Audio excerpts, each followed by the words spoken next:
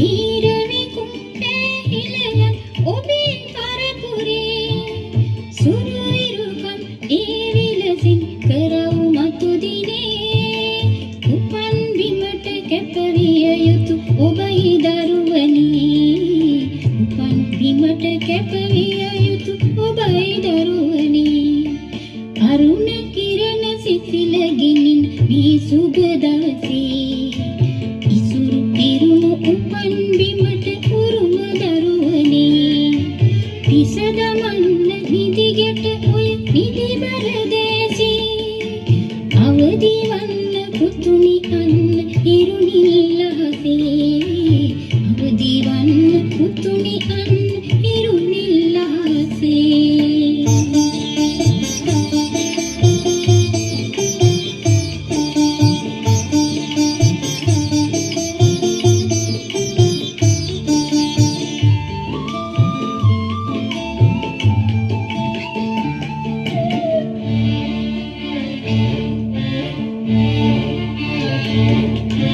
දෙහිත සාමය අතතුල් මිනිමුතු වන්නේ ඒ මිනිමුතු මතු දිනය ඉසුරු ගෙනින්නේ ඉසුරු පිරුණු එළදෙරණේ පුතු රජ වන්නේ ඒ රජවුණු පුතු පනමින් දැයම රකින්නේ ඒ රජවුණු පුතු පනමින් දැයම රකින්නේ අරුණ කිරණ සිසිල ගිනින මේ සුබ දවසේ ඉසුරු පිරුණු උපන් බිමට උරුම දරුවනි පිස දමන්න නිදිගැට ඔය නිදිබර දේශේ අවදි වන්න පුතුනි අන්න ඉරුනිල්ලහසේ අවදි වන්න පුතුනි අන්න ඉරුනිල්ලහසේ අවදි වන්න පුතුනි අන්න ඉරුනිල්ලහසේ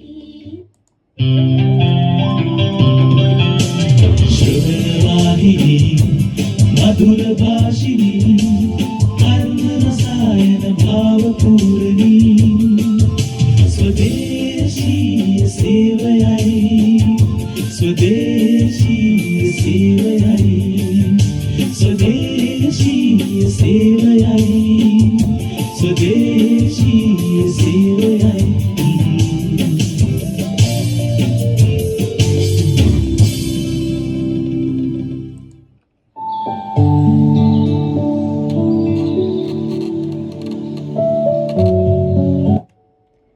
අලිම 5:43 දැන් වෙලාව.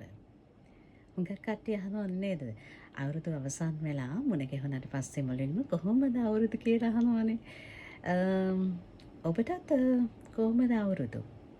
එකිනෙකාට විවිධ පිළිතුරු තියෙන්න පුළුවන්. හැබැයි හැම පිළිතුරක් තුළම අන්තර්ගතය බවට පත් වෙන්නට අවශ්‍ය වන්නේ සතුට. හැබැයි සතුට සාපේක්ෂයි නේද?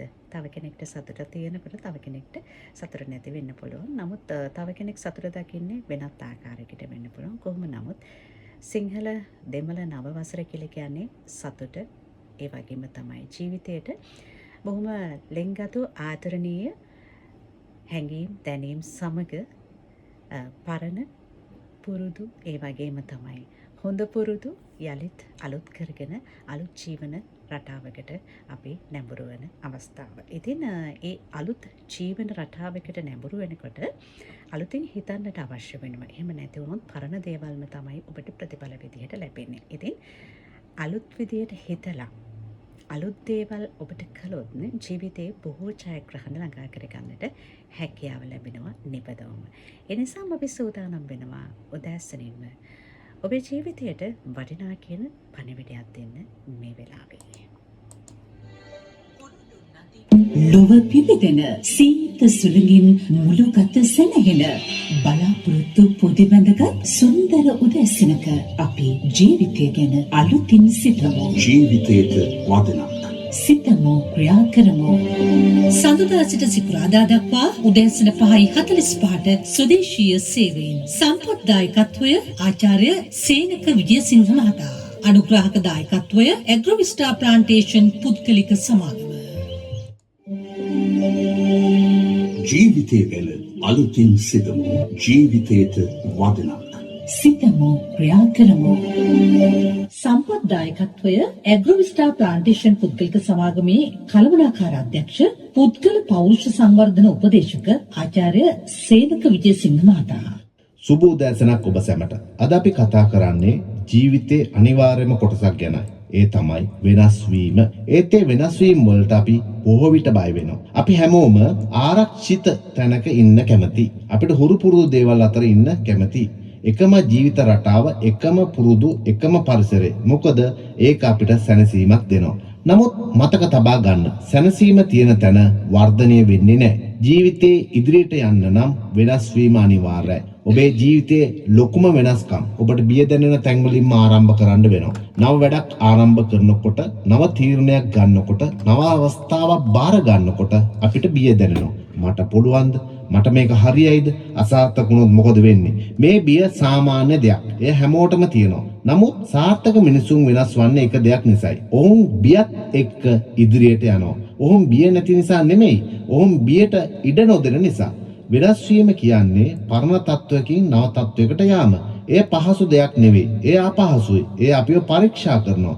නමුත් එය අපිව වර්ධනය කරනවා. ඔබ අද ඉන්න තැනට වඩා ඉදිරියට යන්න ඕනේ නම් ඔබට වෙනස් වෙන්න වෙනවා. ඔබේ සිතුවිලි වෙනස් කරන්න, පුරුදු වෙනස් කරන්න, ක්‍රියා වෙනස් කරන්න. එවිට ඔබේ ප්‍රතිඵලය වෙනස් වෙනවා. මතක තබා ගන්න. ඔබ එකම දේවල් කරමින් වෙනස් ප්‍රතිඵල බලාපොරොත්තු වෙන්න බෑ. ඔබට නව ජීවිතයක් අවශ්‍ය නම් නව ක්‍රියාමාර්ගයක් අවශ්‍යයි. වෙනස් වීම බය හිතෙනවා. නමුත් එකම තැනේ ඉන්න එක ඊට වඩා භයානකයි. මොකද ඒ ඔබේ ජීවිතය නතර කරනවා. ඔබට අද සිට වෙනසක් කරන්න පුළුවන්. ඔබට බිය දැනෙන දේවල් හඳුනා ගන්න. ඒවට පියවරෙන් පියවර මුහුණ දෙන්න. කුඩා වෙනස්කම් වලින් ආරම්භ කරන්න. අසාර්ථක වුණත් නැවත උත්සාහ කරන්න. ඔබටම ඔබ විශ්වාස කරන්න. වෙනස් වීම කියන්නේ අවදානමක් නෙවෙයි. ඒ අවස්ථාවක්. ඒ ඔබට නව දොරවල් විවෘත කරනවා. ඒ ඔබට නව හැකියාවන් පෙන්වනවා. ඒ ඔබේ ජීවිතය උසස් කරනවා. ජීවිතය කියන්නේ නිරන්තර වෙනස් වීමක්. ඔබ මේ වෙනස් වීම වලට බය වෙලා නතර වුණොත් ඔබ ජීවිතයෙන් පසුබට වෙනවා. නමුත් ඔබ මේ වෙනස් වීම පිළිගෙන ඒවා සමග ඉදිරියට ගියොත් ඔබ සාර්ථක වෙනවා. ඒ නිසා අද ඔබටම කියන්න, මම වෙනස් වීම වලට බය වෙන්නේ නැහැ.